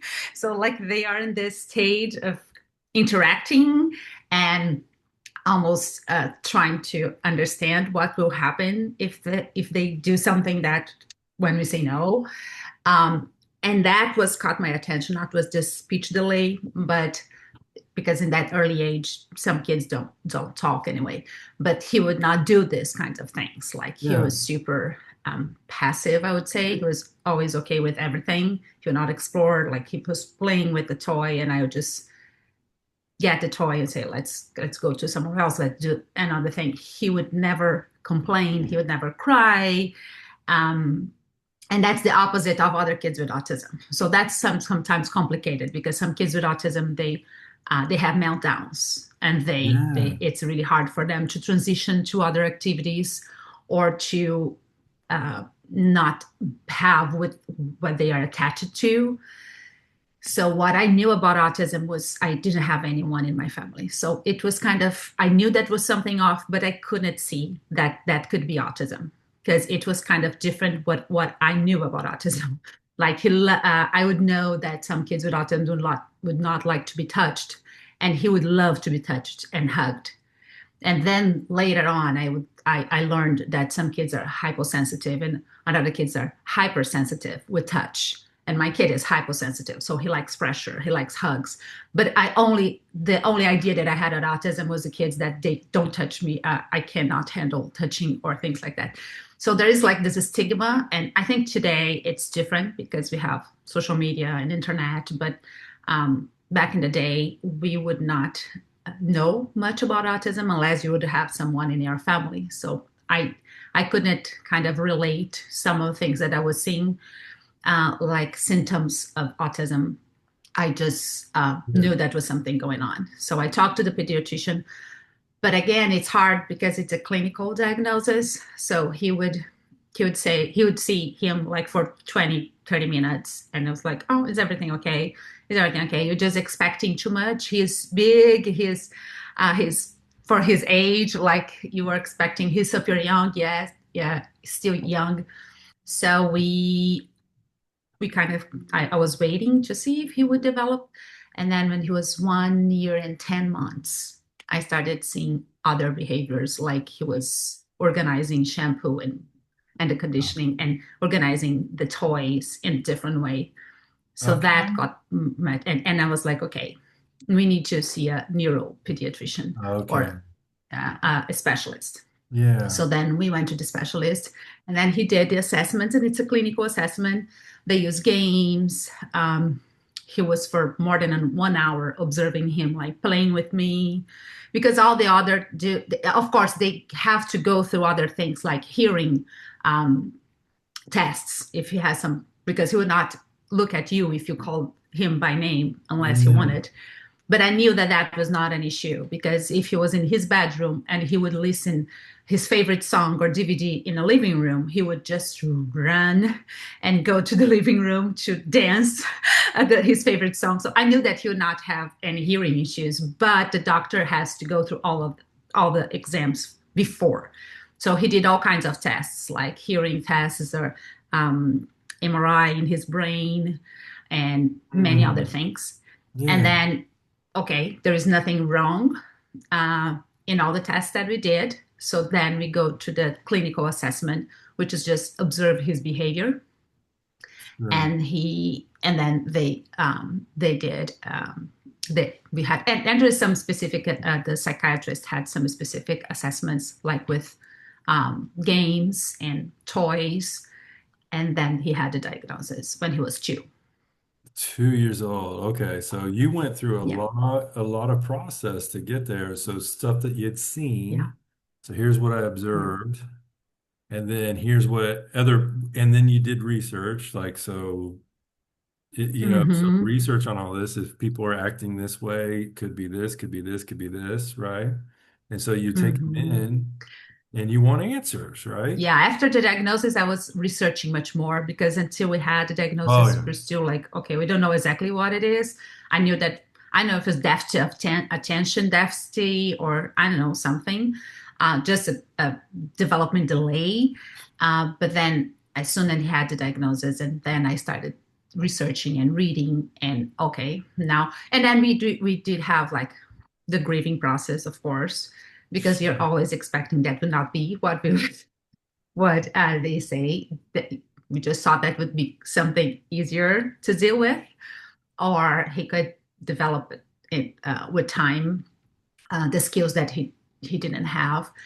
But actually, it was a contrary, because when he was 2, the gap between him and a 2-year-old was not so huge.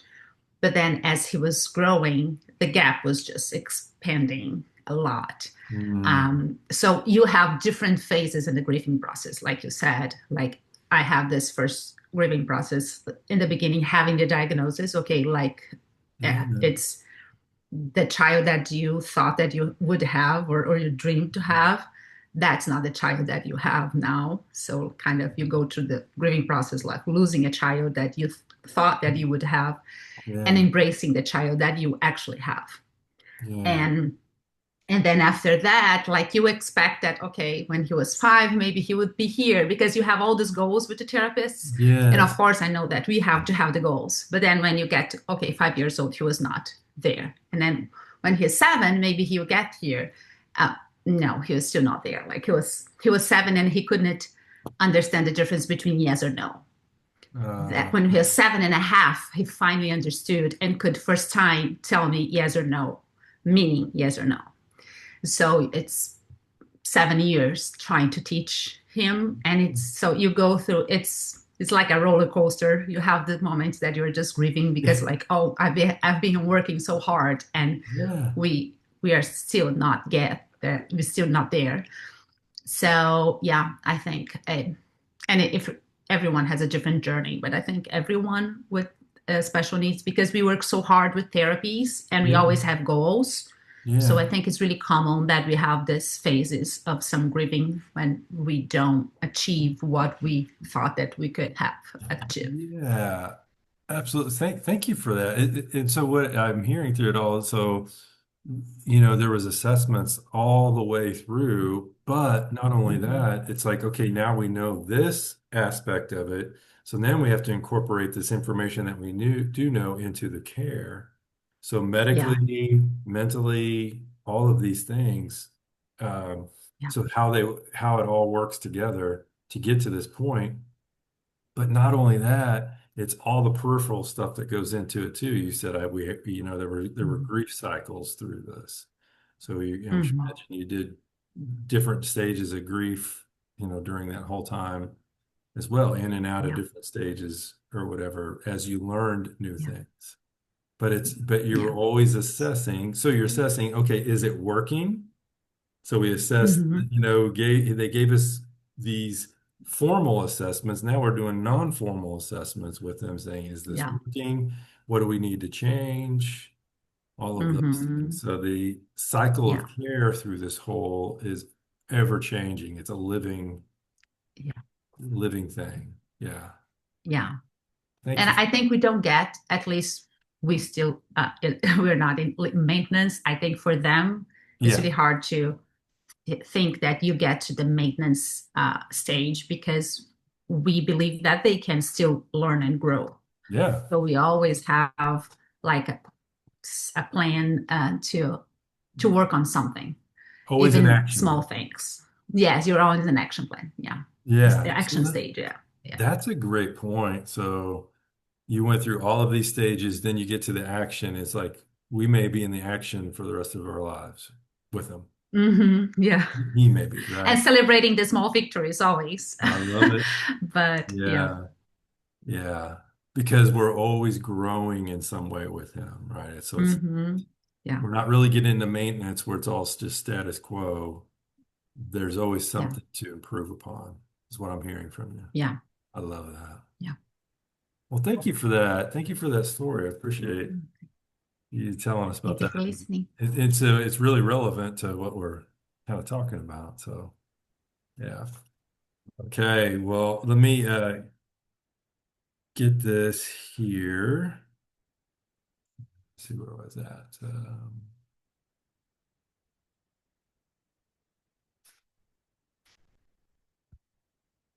Okay, here we go. Get you back here.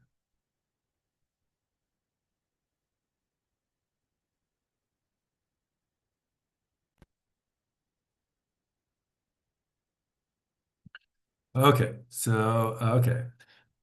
Um, Now we're going to talk about the intake interview. And so we're going to go to a video here in a second that kind of takes you through this, what it looks like in more detail.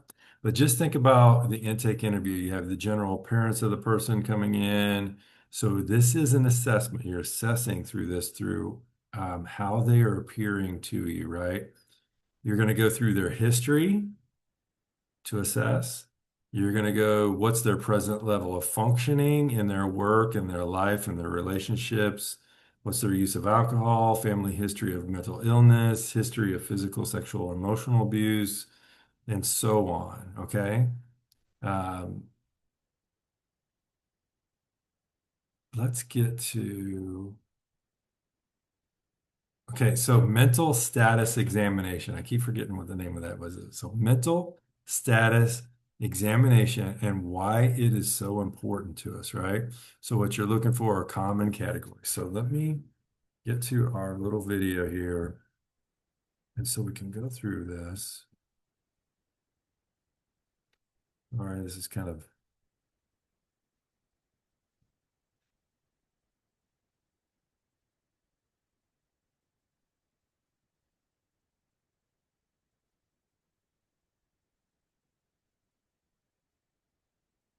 okay, here we go. So this is, you're assessing through a mental status examination. Okay, so now let me know if you can't hear it. a lot of information. But if you've done assessments, you know that because you know it takes a while to do a thorough assessment. Now remember, during your assessment, you are going to be doing a mental status exam as well. But Can you all hear it? Okay. other things that you're going to use in your assessment are going to help you do a deep dive to gather information to validate a provisional diagnosis. We're going to look at the presenting issue. We're going to consider the mental status exam. We're going to look at emotional, behavioral, and physical presentations, personality, coping skills, family of origin, cultural factors, social supports and interpersonal relationships, their environment where they live and work, their developmental stage, their activities of daily living and ability for independence, and finally, their motivation for treatment. Let's start out with emotional signs and symptoms. We want to get an idea of the person's degree of emotional control. How are they doing? Sometimes you'll have clients come in, they sit down, and you seem like you're talking to the person at the DMV. It's just an average conversation. Sometimes people will come in and they are just completely in crisis, so their degree of emotional control is much less. Their ability to feel and express a range of emotions. If somebody is presenting and they are just enraged all the time, and it seems like the only emotion they can feel or express is rage, or the only emotion they can feel or express is depression, that's different than someone who has good days and bad days and can feel positive as well as anxiety or anger feelings. What is their emotional appropriateness? If they are telling you about a traumatic situation and they're laughing about it, we want to look at that incongruence. Emotional issues which may be a focus of clinical attention but not necessarily rise to the level of a clinical diagnosis are anger, anxiety, depression, grief, and guilt. Now, they did change the depression diagnoses in the DSM-5 with regard to bereavement, so it's important to take a look at that and know when you can give a diagnosis of clinical depression in a person who is bereaved. And I'll give you a hint, you can have bereavement concurrent with clinical depression now. What if you could clean your Oh, retainer you got at the it. touch of a button? No more brushing or tablets. Sorry about Over that. 4 years ago, our Not team for of sure, engineers get rid knew of there it. had to be a quicker, easier, and more effective way to deep clean oral appliances. After scouring through the research, they discovered the hidden crisis with the worldwide rise of oral appliances. Psychiatric signs, looking for diagnostic criteria for disorders is the other thing that we're going to do. We're going to start really looking to validate. Remember, we're not doing a kitchen sink assessment and ruling out. What we're doing is ruling in. If we think the person has anxiety, or if they present and they say, I've got anxiety, then we're going to want to rule in the anxiety and find criteria for provisional diagnosis. And I will put my own little 2 cents here. This is not how most of us do it in general practice. However, for the test, this is how they want you to do it. So when you're looking for diagnostic criteria for disorders, you're going to look for affective, behavioral, physical, cognitive, and social indicators of mood disorders. What are their interpersonal relationships like? What are their mood indicators? What is their appetite? What is their sleep? All of those things we're looking at. We'll look for changes in thinking behavior associated with cognitive impairments and any sign of substance use disorder. We're also going to discuss with the client exacerbating factors and triggers. What makes if they're presenting for anxiety, what makes your anxiety worse? And what makes it better? And we'll want to look at mitigating factors and effective interventions. So when we're talking about the things that make your anxiety better, what are they, and how can we use those to help you even more deal with your anxiety on a day-to-day basis? Medical and physical symptoms and issues. We do want to consider the possibility that symptoms are caused by a medical condition such as hypo or hyperthyroid, polycystic ovarian syndrome, fibromyalgia, a variety of autoimmune disorders, cardiac problems. There's a variety of physiological causes. And if you go to Counselor Toolbox podcast, we do have several episodes on differential diagnosis as well as the mind-body connection that can help you understand some of the physical symptoms that may cause physical issues that may cause depressive symptoms or anxiety symptoms. Evaluate current medications and consider medication side effects. Some medications will really hype somebody up, your stimulant type medications. Some medications will really blunt people's affect and make them feel lethargic and depressed. Some medications will affect people's short and long-term memory. What medications, including supplements and over-the-counter medications, are they on? Identify if the client is intoxicated or in withdrawal from a substance. This can affect their presentation quite a bit. And look at vegetative symptoms such as persistent problems with appetite, weight control, sleep, energy, and sexual desire and function. All of these will give us information, and most of our diagnoses do have some physical symptoms that are identified, or vegetative symptoms as they call them, that are identified as part of the diagnostic criteria. When we think about somatoform disorders, remember we're talking about physical symptoms with no detectable physiological cause. This can include pain disorder and body dysmorphic disorder. They're not making something up. They actually have physical symptoms, but the medical community is not able to pinpoint a cause. We do want to pay attention to this. For the longest time, fibromyalgia was considered to be a non-existent disorder because there are no physical tests that can actually definitively pinpoint, yes, this is fibromyalgia. There are clinical tests that doctors can do to say, yeah, it's pretty likely, but there is no blood test or anything that they can do yet that particularly identifies that. So your somatoform disorders are disorders in which the person has physical symptoms but no detectable physiological cause. And I hate it when I hear people say, oh, well, this person has whatever their pain condition, it's all in their head. Well, it's not all in their head. They're feeling actual pain, but we just don't know exactly what's causing it. When tests and physical exams do not support the patient's symptoms, consider malingering or fictitious disorders as well.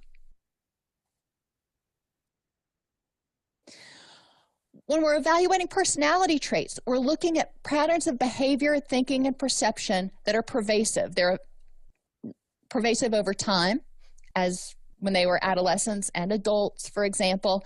They're also pervasive in different environments, not just at work or just at home or just in romantic relationships. It's if they tend to be aggressive and narcissistic, it's with most people most of the time.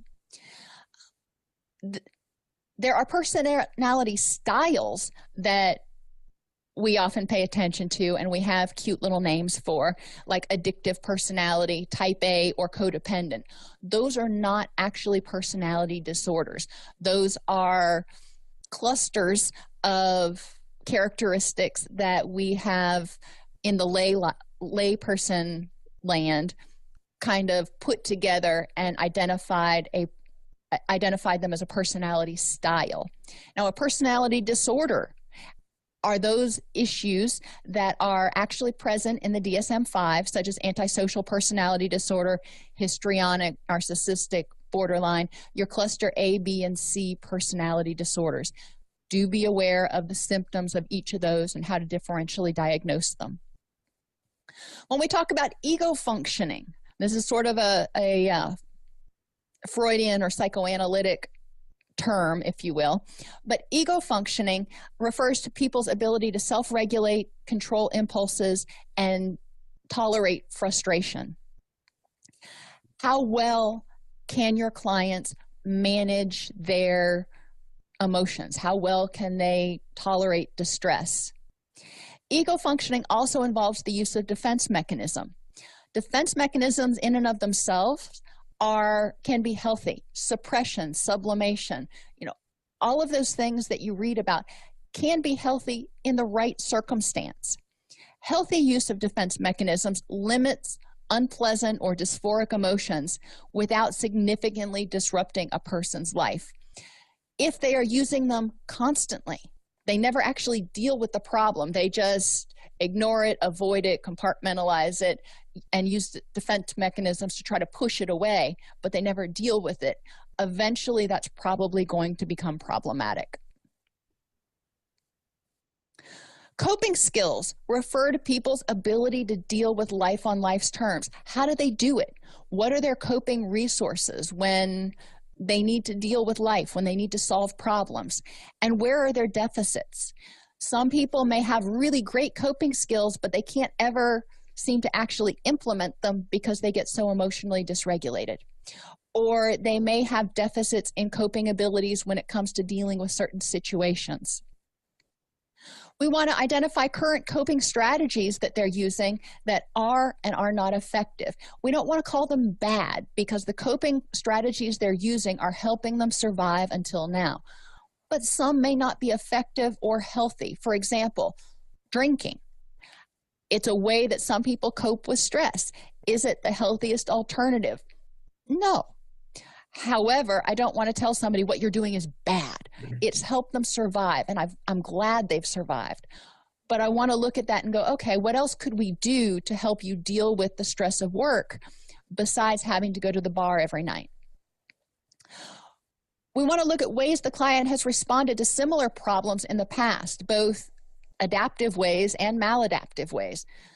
If you've had a death in the family in the past, how have you managed to deal with that in healthy ways? And what other ways, for example, sleeping and staying in bed for 2 weeks? Is that a way that you responded to grieving and death? Possibly. Was it the most healthy and helpful way? Maybe not. So we want to look at that. And we want to ask about specific individual characteristics that impact coping ability, such as developmental level. A person with a low developmental level may cope at the level of an 8 or a 9 or a 10-year-old instead of their chronological age of 20. We want to look at their cognitive functioning. Someone who has impaired cognition, dementia, Alzheimer's may have different strategies and different abilities to cope developmentally based on where they are because of their cognitive impairment. And we also want to evaluate their locus of control and sense of self-efficacy. If somebody feels helpless and hopeless and they have an external locus of control, meaning they don't feel like anything they do will change the outcome, life just happens to them, then their coping skills are going to be very different than someone who believes that they have the ability to change what's going on and some amount of effort will actually improve the situation. We want to examine their family of origin for mental health issues as well as for stressors. We want to look at the cultural background for cultural ways of interpreting, what is causing this symptom? Why is it that you think that you have depression, and what do you think is the best approach to handling it? Different cultures have different ways of approaching mental health recovery. We want to evaluate their socioeconomic background to identify stressors as well as to identify access to resources that they may or may not already be accessing. In terms of interpersonal relationships and social supports, who are your friends? What are your interpersonal relationships like? Who do you hang out with? Who can you call at 2 a.m. if you are having a really bad night? And how effective are these relationships? Do you feel supported? Do you feel loved? Do you feel like it's a 50-50 balance most of the time? Or do you feel like you're the one that's always giving? If the person reports that they're isolated, evaluate for voluntary withdrawal. Maybe they just got tired of those people and they voluntarily withdrew. This could be because of something going on with them, like depression, or it could be because their social support network was that dysfunctional that they decided for their own mental health to withdraw some. They may have poor social skills. They may have social anxiety. They may be experiencing substance misuse or compulsive behaviors that they're trying to hide from other people. They may feel ashamed of them, or may be afraid that if other people find out about their behaviors that they'd have to stop. They may be isolated because of low self-esteem. They don't feel like anybody would want to be their friend. Or because of post-traumatic stress disorder. The anxiety of being around people is just too overwhelming. The hypervigilance is too much. They just want to withdraw and be isolated where they can feel safe. And we want to evaluate people's capacity for healthy interpersonal relationships. Can they effectively set boundaries, emotional and physical boundaries, to have a healthy relationship and that's give and take, where they're not constantly seeking approval and needing validation, and not constantly giving and giving in order to achieve or receive that validation. Then we move on to looking at social roles and role functioning. Every role we have has a set of expectations. So I am a child, I am a parent, I am a spouse, I'm a business owner, I'm a friend. Each one of those roles has different expectations that goes along with it. We want to talk with people about whether there's role ambiguity. They're not exactly sure what expectations go along with it, or if there's role conflict. You know, if there is a conflict between, for example, my role as a parent, you know, I want to go to my kid's ball game at 6 o'clock tonight, and my role as an employee, I didn't get my work done, so I really need to work overtime. You know, those two things can conflict, especially if somebody is having to work 2 jobs, for example, and they feel guilty because they're not able to do things with their kids that they want to. Evaluate if there's been a loss of an important role, such as empty nest syndrome or divorce. Those things can really impact people's mood and mental health functioning. Is the client overwhelmed or ambivalent about the responsibilities associated with the role?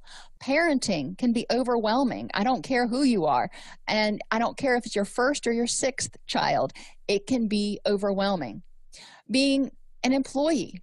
I remember one place I worked, and you know, I really loved the place that I worked, but every job I took or promotion I got, I would get into the position and I'd go, okay, where's the manual? And they'd be like, well, there is none. Okay, what exactly am I supposed to do? You'll figure it out. And that drove me absolutely bonkers because there was too much ambiguity. Sometimes there's ambivalence. You know, you may be a parent, but it was an unplanned pregnancy and you didn't ever intend on being a parent, so you're not, you know, really committed to that. You're ambivalent about whether you want to be a parent or not. Same thing with marriages and being a spouse. Sometimes people become ambivalent about whether they want to stay married.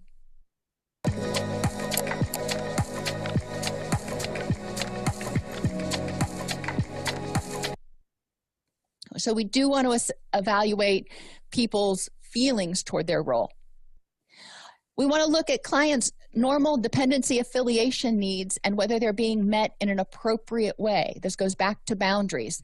And are they able to have healthy boundaries, or are they needing somebody to validate them constantly? Do they have a certain amount of dependency or codependency?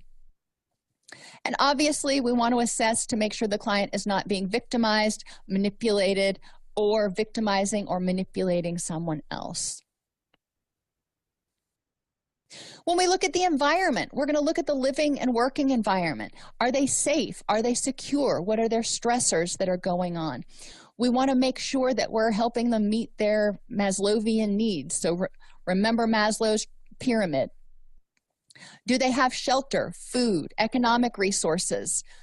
You know, can they pay their light bill? Education and job opportunities. Do they have access to legal resources if they need them, both criminal and civil? Do they have transportation? Do they have access to and Do they participate in any religious or community groups in order to get assistance, affiliation, or support? What are their sources of social support and affiliation? For example, if you live in a really rural area, there may be half a mile between you and your neighbor. So it's not like if you need something, you just walk next door. In an urban environment, you might be able to knock on the wall and have your neighbor come over. So how accessible are their sources of social support and affiliation? If somebody doesn't have transportation and they live in a really rural area, they may have difficulty accessing a lot of the community groups and sources of assistance and support that other people don't have difficulty accessing.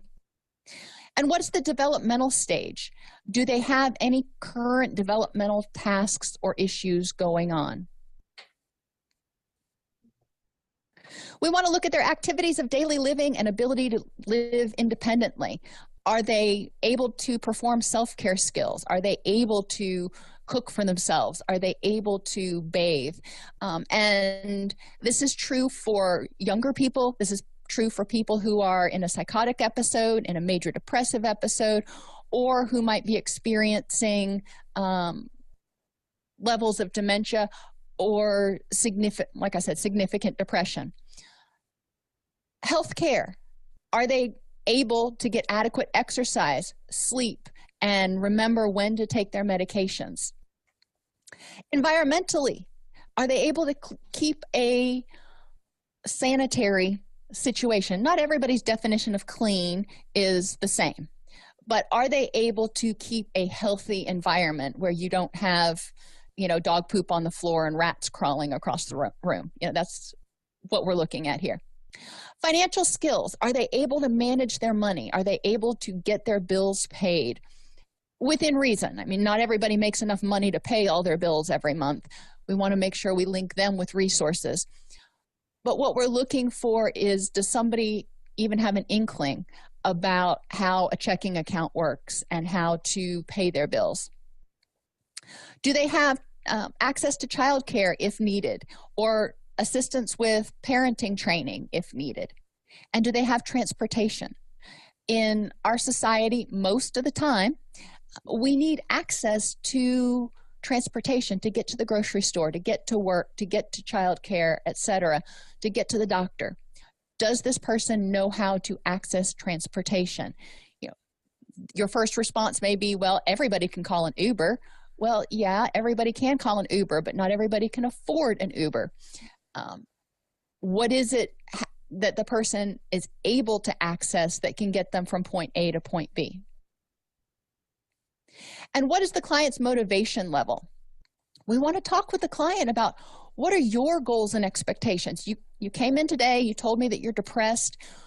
What do you think is causing your depression? What will it look like when you're not depressed anymore?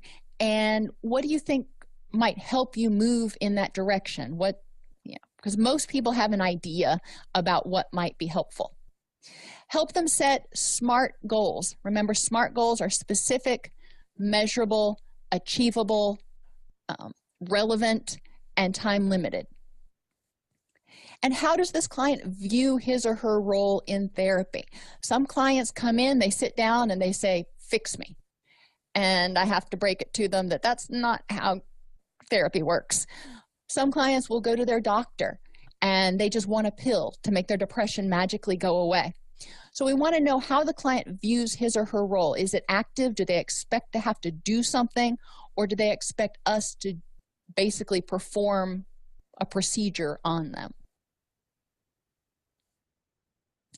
When you're doing the assessment, obviously the majority of your time is probably going to be spent interviewing the client and getting information from them. The client self-report provides current salient factors, but it may not include underlying issues, and it may not be complete if the client is not comfortable or if there's things he or she just doesn't want to share. We want to get observations of verbal and nonverbal behavior. So you're going to get, remember in your SOAP notes, you're going to get your objective observations and your client reports, and you're also going to have subjective observations, like from the mental status exam, in order to help complete your picture, your observations of what was going on.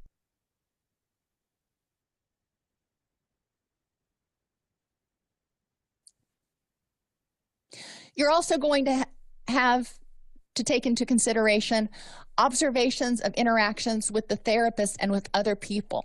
How did the person interact with the front desk staff? How did they interact in the waiting room? How are they interacting with you?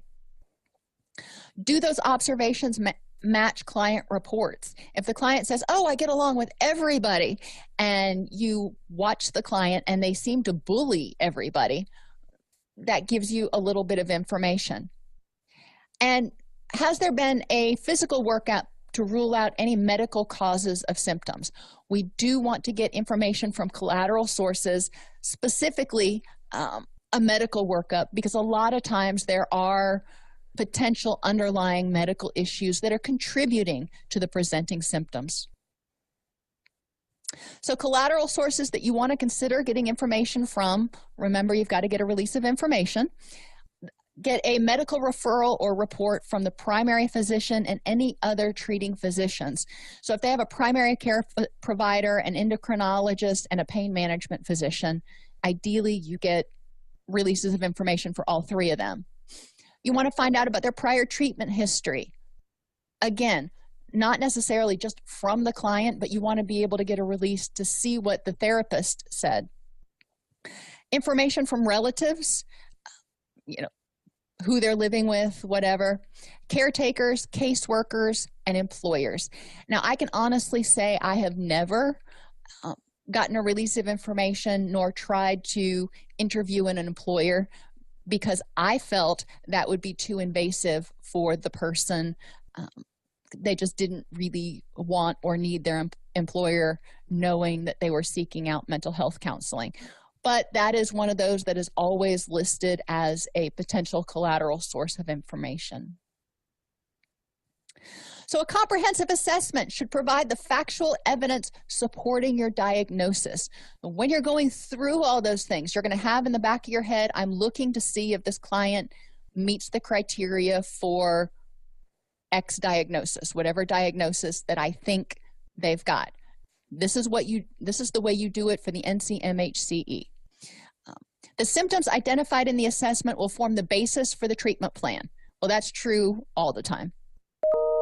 Assessments should always involve collaboration with other professionals when permitted to rule out biological or other social environmental causes such as domestic violence, trauma, or if you find out that the person was recently in detox for substance abuse. It's good to get some information from any other providers. Why is this? Because no one person's account will be truly unbiased. Everybody sees the world through their own lens. So getting comprehensive information, getting collateral sources gives you a more thorough picture in order to try to identify what might actually be going on. Now on to test-taking tips. In the initial question, you're trying to uncover more clues to help you verify your hypothesis about the client's. Okay, so let me,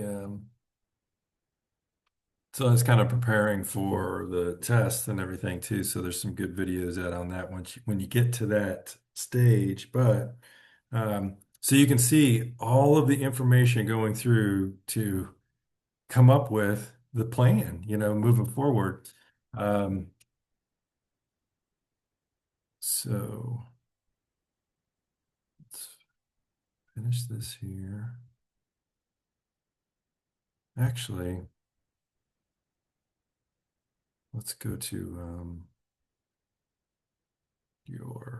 what you're going to do tonight.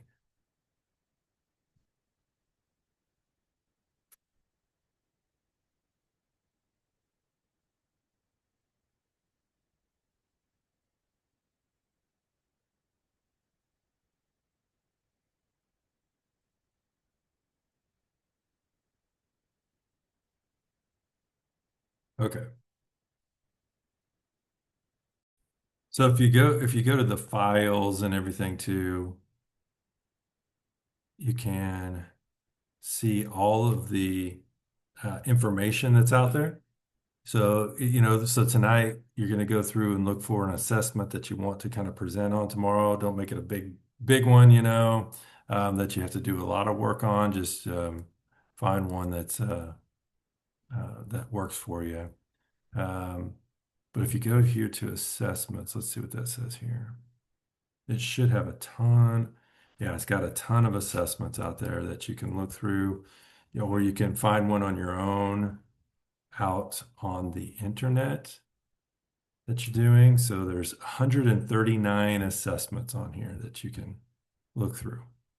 And, if you ever want to download them or whatever you want to do, there's a lot of assessments out here. Does my child have ADHD? The bipolar spectrum diagnosis, right? Life events checklist. It's got just a bunch of different assessments, and you can look through those. So let's go to what you'll be doing tonight, okay?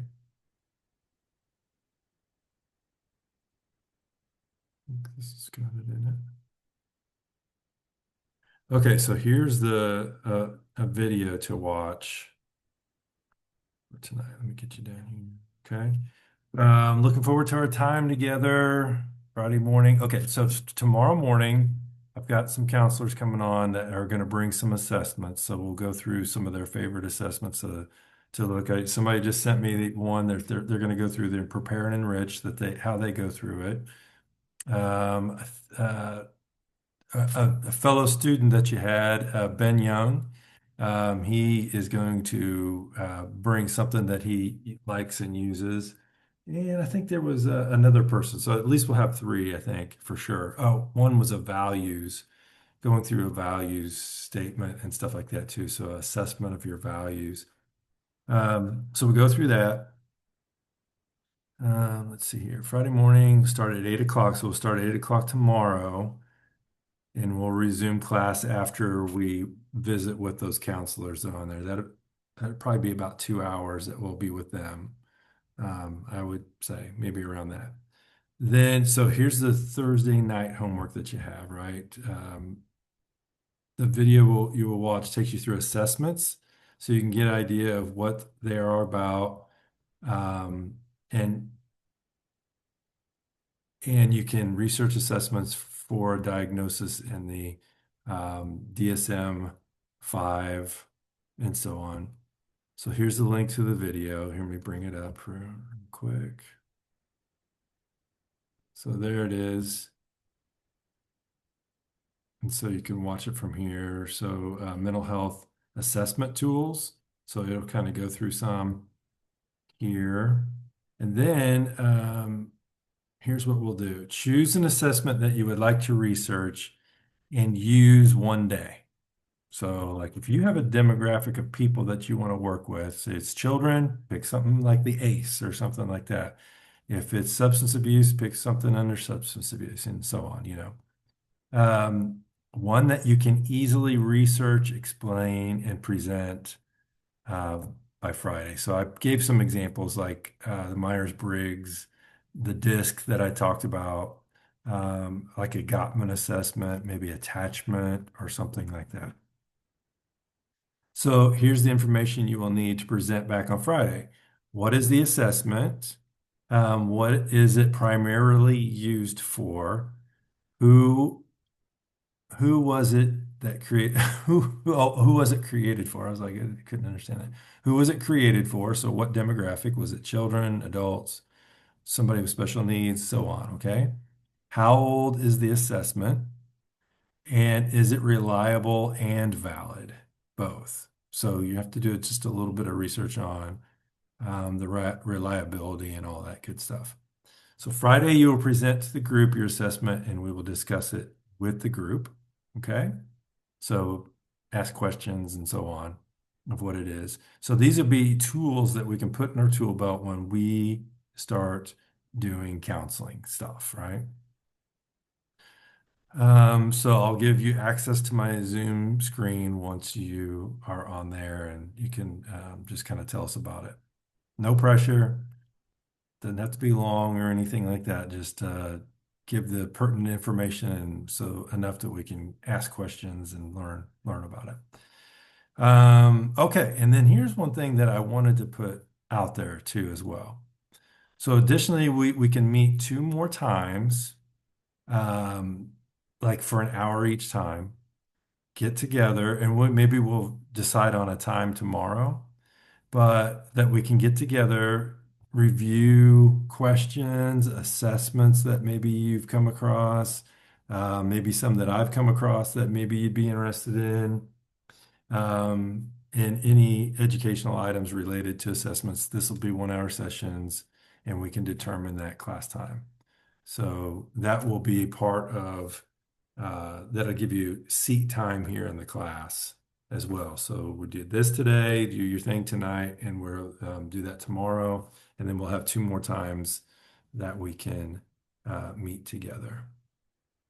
Okay, so any questions? So this says 9 o'clock. That was for today, 8 o'clock for tomorrow. Okay. 8 o'clock for tomorrow.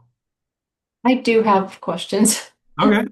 So when you said not, it doesn't have to be terribly long, what does that mean?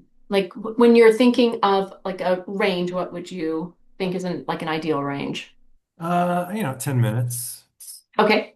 Yeah, And then 10 to 15 minutes. you, Just like here's the assessment, here's what it looks like, here's who it's used for. okay. Yeah, just something like that. Nothing. And then you said no PowerPoint and No, or no, no, no. You don't have to. No. So really what it is, just find it out on the internet and I will let you have my screen. And, or if you can download it to your hard drive or whatever, do that. Just whatever so we can see it, what it looks like. okay. Yeah. Just Okay. just some, just give us kind of like enough detail as like, oh, okay, I get what that is. Okay. Yeah. And I'm not expecting like a whole big research paper or anything like that for Okay. sure. Yeah, just so that we can just discuss and kind of just it's really just giving you a way of going out and researching, looking for assessments that you might want to use for whoever you're going to work with. Thank Yeah. you. Yeah, absolutely. Good question. Thank you for that. Any other questions? You guys did awesome today. Here, let me stop this here. I can't remember how long this is. Let me start up. So 25 minutes. So it's a mental health assessment tools. So it's 25 minutes, and then that research for that for tomorrow. And then